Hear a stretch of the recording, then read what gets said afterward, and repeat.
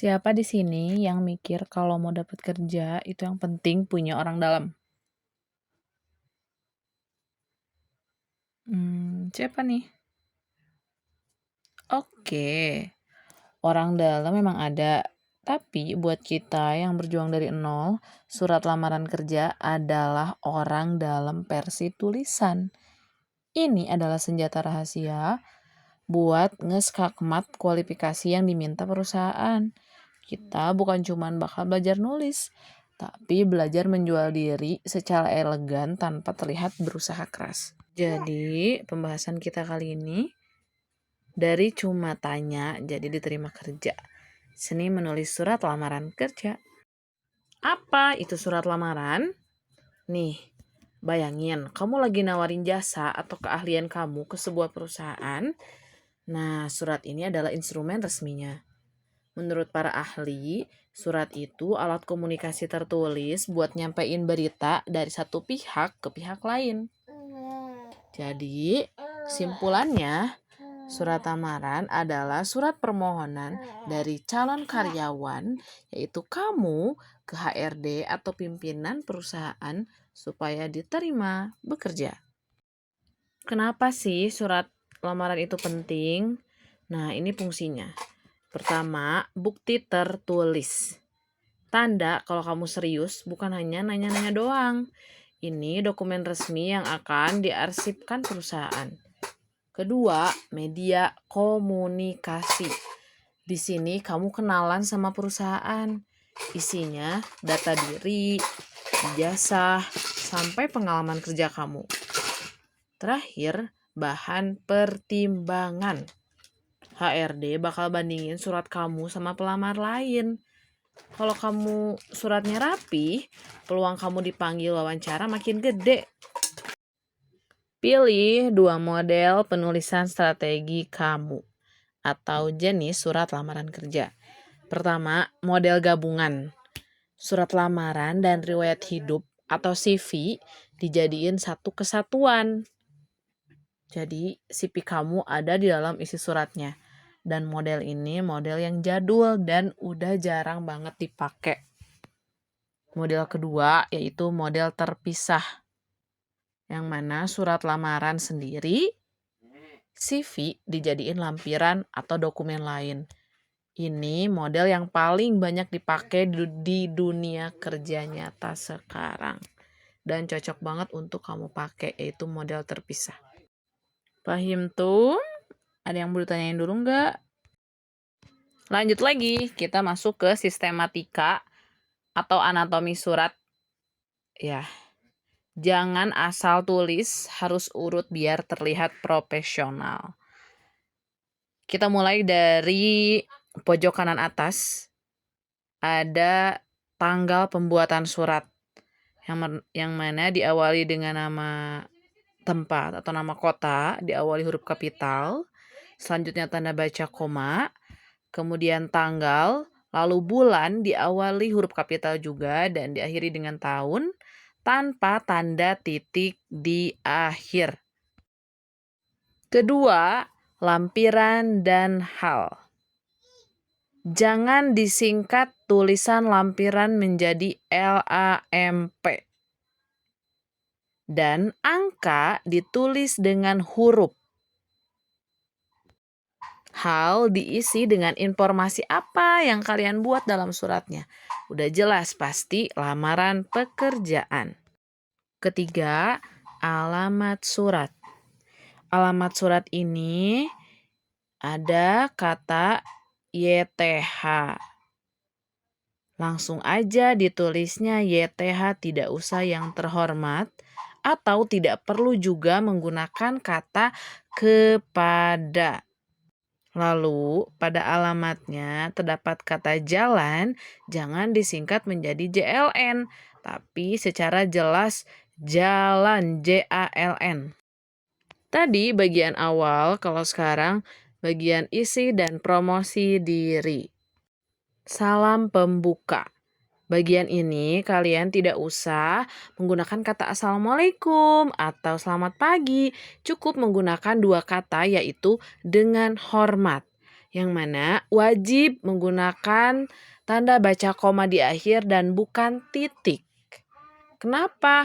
Karena setelahnya ada kalimat selanjutnya. Lalu hormat menggunakan huruf kecil semua, tidak diawali dengan huruf kapital. Kelima, alinea pembuka. Di sini kalian sebutin info loker dari mana yang kalian dapat. Entah dari Jobstreet, Instagram, koran, TikTok, apapun itu kalian cantumkan di bagian alinea pembuka. Misal di situ, berdasarkan informasi lowongan pekerjaan yang saya dapatkan melalui situs resmi perusahaan. Nah, berarti sumbernya itu dapat dari situs resmi perusahaan. 6. Identitas pelamar, yaitu kamu ya. Pertama, ada nama, tempat tanggal lahir, dan pendidikan terakhir, bahkan cantumkan alamat juga. Kenapa diawali kata menggunakan huruf kecil? Karena identitas kalian itu merupakan kata dari kalimat sebelumnya. Jadi dalam satu kesatuan atau dalam satu paragraf. Makanya diawali huruf kecil. 7. Isi atau maksud. Nah, di sini kalian cantumin tujuan melamar posisi apa? F&B kah? Housekeeping kah? Atau apapun itu. Di sini kalian ekspresikan atau promosikan diri kalian atau flexing dan pamer skill ada di bagian isi atau maksud dalam surat. Bagian ketiga yaitu penutup dan lampiran. Masuk ke nomor berikutnya yaitu lampiran syarat. Di sini kalian cantumkan bahan-bahan pertimbangan seperti fotokopi ijazah, KTP, KK, bahkan sertifikat misalnya, sertifikat PKL, dan diakhiri dengan gunakan tanda titik koma di akhir setiap poin. Karena itu merupakan termasuk rincian syarat dalam melamar pekerjaan.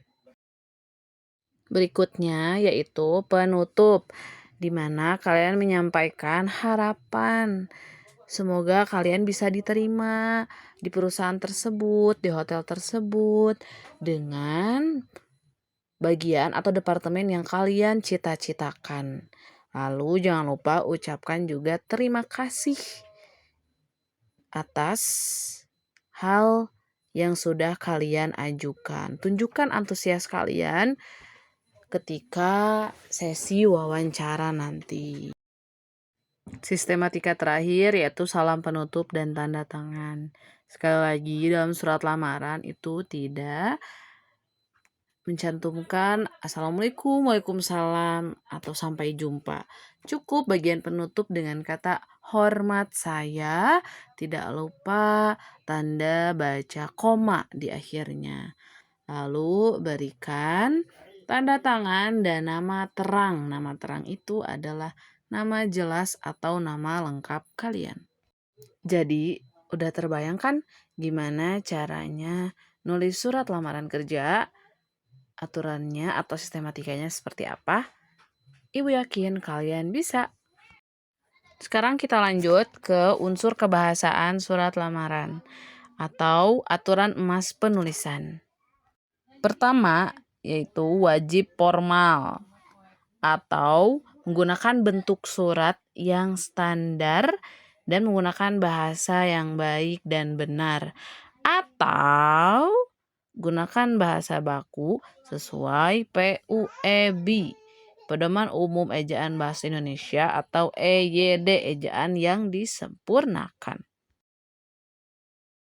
Kedua, sopan dan rendah hati. Artinya percaya diri boleh, tapi tetap hormat, menggunakan kata-kata yang sopan. Ketiga, menggunakan kata yang jelas, singkat, padat, informatif, dan tepat sasaran. Jangan curhat, langsung ke inti, supaya HRD nggak bosen baca surat lamaran kamu. Terakhir, tulisannya bersih, mudah dibaca, dan sesuai dengan kaidah ejaan atau bersih dan rapi. Dilarang ada coretan atau tip X. Kalau kertas kotor, maka red flags atau bendera merah otomatis ditandain kamu nggak cocok di perusahaan yang kamu lamar. Polisi tata bahasa benar versus salah. Nah, di sebelah kiri kalian itu ada penulisan yang salah atau kurang tepat, dan di sebelah kanan kalian ada penulisan yang benar. Coba apa yang menunjukkan atau perbedaan di antara penulisan salah ataupun benar? Ini merupakan contoh surat yang baik dalam menulis surat lamaran pekerjaan. Pertama, sudah tepat tanggal ada di posisi kanan atas. Kedua, sumber info jelas bahwa yang didapatkan itu melalui situs resmi perusahaan, bahwa memang perusahaan tersebut sedang membuka lowongan pekerjaan. Ada di bagian mana hal tersebut pada sistematika penulisannya. Ketiga, skillnya relevan untuk promosi. Karena di awal tujuannya perusahaan tersebut membuka lowongannya sebagai posisi kreatif content creator, maka skillnya relevan, yaitu dia mahir dalam berbagai aplikasi editing video. Jadi cocok skill antara tujuan untuk melamar pekerjaan. Terakhir, daftar pertimbangannya rapi. Ada ijazah, ada KTP, CV, foto terbaru, atau di bawahnya bisa kalian tambahkan sertifikat. Jadi surat ini cocok menjadi salah satu contoh atau rekomendasi kalau kalian mau nulis surat lamaran pekerjaan. Di sini terdapat studi kasus pertama, yaitu mengenai Alinea Pembuka, di mana ceritanya kamu melihat lowongan kerja di koran harian Pikiran Rakyat. Maka di bagian Alinea Pembukanya berisi, berdasarkan informasi yang saya peroleh dari harian surat kabar Pikiran Rakyat, ... Atau jika dari aplikasi Jobstreet, maka kalimatnya berdasarkan informasi yang saya peroleh dari aplikasi online Instagram dengan akun Jobstreet, bahwa perusahaan A sedang membuka lowongan pekerjaan sebagai ... Jadi harus menyebutkan sumber spesifik di mana yang kalian temukan, apakah di iklan, di koran, Instagram, aplikasi. Itu sebagai etika dasar Alinea Pembuka. Studi kasus kedua yaitu di bagian kalimat penutup. Kalian jangan sampai mengucapkan kalimat berikut, "Saya butuh kerjaan ini, terima kasih." Tapi ganti dengan kalimat seperti ini. "Demikian surat lamaran kerja ini saya buat dengan sebenar-benarnya. Besar harapan saya untuk mendiskusikan kualifikasi saya lebih lanjut." Nah, kata kuncinya, akhiri dengan ucapan terima kasih dan harapan akan bisa diwawancara di sesi berikutnya. Sampaikan juga secara antusias, karena supaya perusahaan lebih tertarik dengan kamu, begitupun surat lamaran pekerjaanmu. Detektif format, temukan kesalahannya. Kira-kira kalian menemukan kesalahan-kesalahan apa dari kata-kata yang Ibu lingkari? Sekarang kita filter lagi ya.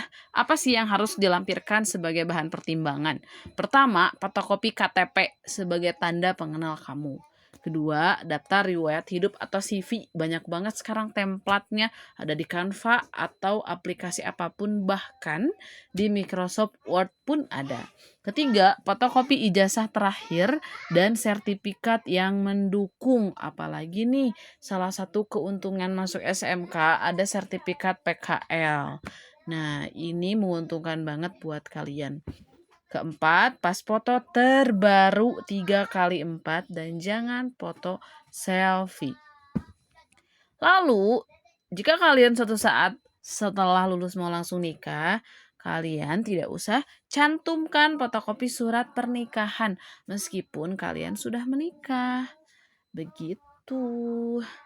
Paham tuh? Oke, HRD menilai profesionalisme dan skill, bukan status pernikahan. Nah, sekarang setelah kalian tulis surat lamarannya, cek terakhir sebelum dikirim. Pertama, tanggal dan tempat. Pastikan ada di pojok kanan tanpa titik ya. Kedua, alamat. Tanpa ada kata kepada dan jalan tidak disingkat. Ketiga, salam dan pembuka. Hormat, koma, dan sumber info jelas. Keempat, identitas dan promosi. Huruf kecil di awal daftar identitas. Dan bagian promosi, pamer skill. Flexing boleh di sini ya.